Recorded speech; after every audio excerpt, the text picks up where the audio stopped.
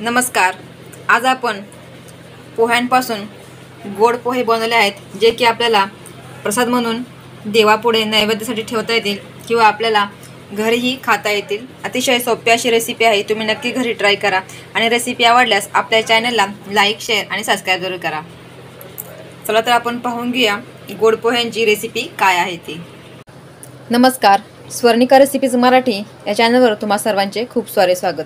आज आपण पोह्यांपासून एक सुंदर अशी रेसिपी करणार आहोत जे की गणपती बाप्पांसाठी तुम्हाला नैवेद्यासाठी किंवा प्रसाद म्हणून ठेवण्यासाठी उपयोग होईल। ही छान लागते चवीला, आपण असंही खाऊ शकतो प्रसादाविना। तर आता आपण रेसिपीला सुरुवात करूया। या ठिकाणी बघा पोहे घेतलेले आहेत आणि एक वाटी घेतलेले आहेत। हे जाडे पोहे आहेत, ज्या पोह्यांचा आपण पोहे करतो तेच पोहे आहेत हे। चला तर आपण रेसिपीला सुरुवात करूयात।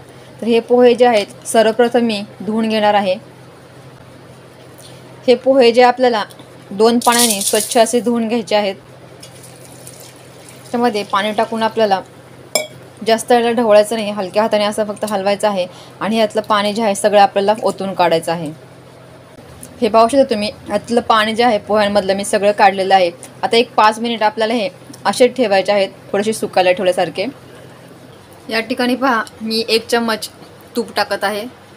याच्यामध्येच काजू बदाम आणि मनुके टाकत आहे, ते आपल्या याच्यामध्ये परतून घ्यायचे आहेत।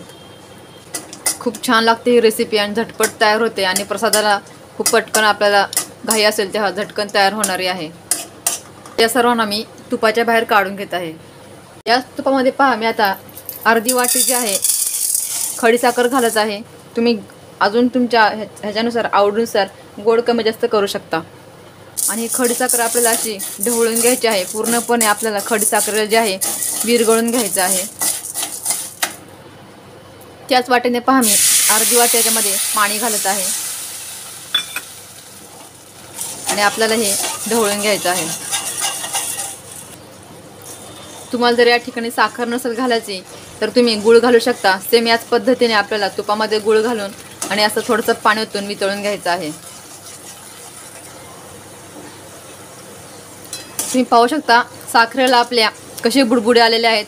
असे बुडबुडे आले की आपल्याला यामध्ये पोहे टाकून द्यायचे आहेत आणि एकदम हलक्या हाताने यांना परतायचं आहे। आणि गॅस जो आहे आपल्याला मोठा ठेवायचा आहे। या ठिकाणी गॅस छोटा नाही करायचा, गॅस मोठा करायचा आहे। याच्यामध्येच पहा, मी अर्धी वाटी बारीक खिसलेला खोबऱ्याचा किस घालत आहे। हे पुन्हा आपल्याला मिश्रण मिक्स करून घ्यायचं आहे हलक्या हाताने। मोठ्या गॅसवरती आपल्याला असंच ठेवायचं आहे, ते पोहे जे आहेत ते पाणी सगळं शोषून घेईपर्यंत।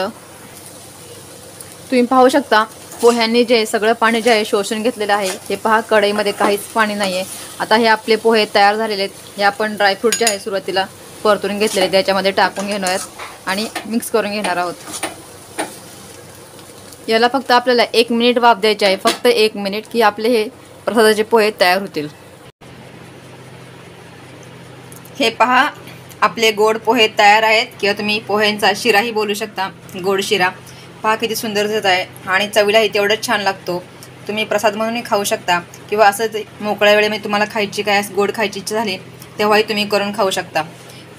तुम्हाला ही रेसिपी कशी वाटली, आवडल्यास आपल्या मित्रपरिवारासोबत नक्की शेअर करा आणि जर तुम्ही चॅनल नवीन असाल तर आपल्या चॅनलला लाईक, शेअर आणि सबस्क्राइब जरूर करा। चला तर भेटूया आपण पुढच्या व्हिडिओमध्ये। तोपर्यंत खात राहा, स्वस्त राहा आणि मस्त राहा। थँक्यू, धन्यवाद।